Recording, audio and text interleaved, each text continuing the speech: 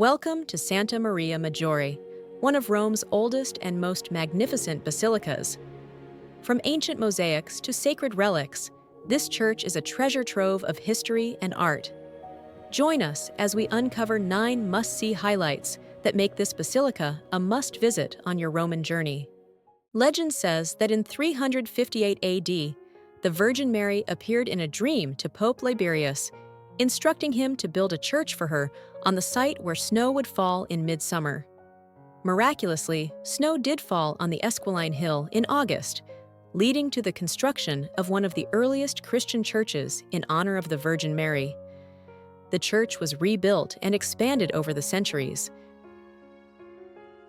Every year on August 5th, the miraculous ancient summer snowfall is commemorated with a cascade of white petals falling from the ceiling.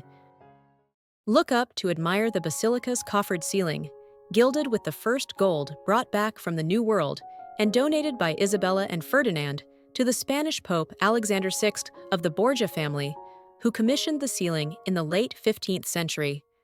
The wooden ceiling consists of 105 panels, of which 100 are richly decorated with gilded flowers, while 5 panels on the central axis of the ceiling are decorated with the Borgia family coat of arms, with bull. The ceiling is a true testament to the basilica's rich history and artistic grandeur. Next, look down at the beautiful Cosmatesque floor in the central nave, which truly is a masterpiece of medieval decorative art. Crafted by the skilled Cosmatesque family in the 12th century, the floor features intricate geometric patterns made from inlaid marble, porphyry, and serpentine. Its vibrant mosaics form a harmonious blend of classical Roman and Byzantine influences, reflecting both spiritual symbolism and mathematical precision. The floor's interlocking circles, stars, and arabesques draw the eye forward toward the altar. Santa Maria Maggiore houses some of the oldest Christian mosaics in all of Rome, dating back to the 5th century. In the nave, only 27 of the original 42 mosaics remain. The mosaics depict scenes from the Old Testament. On the left wall, scenes from the Book of Genesis.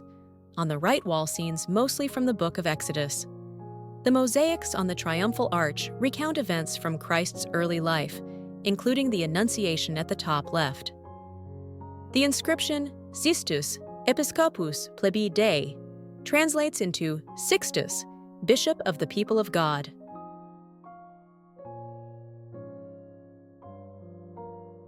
The apse mosaics were added in the 13th century.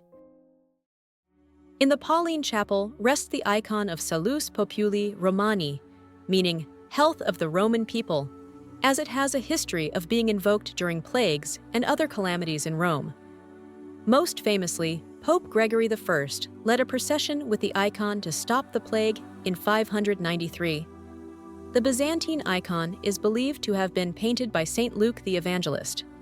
It depicts Mary with the child Jesus, who holds a book in his left hand and raises his right hand in a blessing. Mary keeps Jesus close to her and looks directly out at the viewer. Pope Francis had a deep devotion to this icon, visiting it before and after each of his foreign trips. Underneath the main altar lies the Crypt of the Nativity, which contains a crib-shaped crystal reliquary holding 5 pieces of sycamore wood, believed to be from the manger upon which baby Jesus was laid. The wooden fragments have been in the basilica since the 7th century, when they were transferred from Jerusalem to Rome for safekeeping. Recent scientific studies date the wooden pieces to the time of Jesus' birth. The relic underscores the basilica's title as the Bethlehem of the West. The crypt was commissioned by Pope Pius IX, whose statue can be seen kneeling before the Holy Crib relic. The Sistine Chapel, commissioned by Pope Sixtus V, was originally known as the Nativity Chapel, as it was built to commemorate Christ's birth and house the Holy Cradle relic, later relocated under the main altar. The chapel still preserves the first ever nativity scene, as well as one of the world's largest tabernacles, made in gilded bronze with precious stones and including scenes of Christ's Passion, some based on designs from Michelangelo. The frescoes and works in stucco depict the story of Jesus' childhood. The chapel houses the tombs of Pope Sixtus V and Pius V. The renowned Baroque artist Gian Lorenzo Bernini, who died in 1680 at the age of 81, is buried in Santa Maria Maggiore in a modest family tomb set in a step on the right side of the main altar. The tomb is marked by a Latin inscription, which translates into Giovanni Lorenzo Bernini, the glory of the arts and the city, humbly rests here.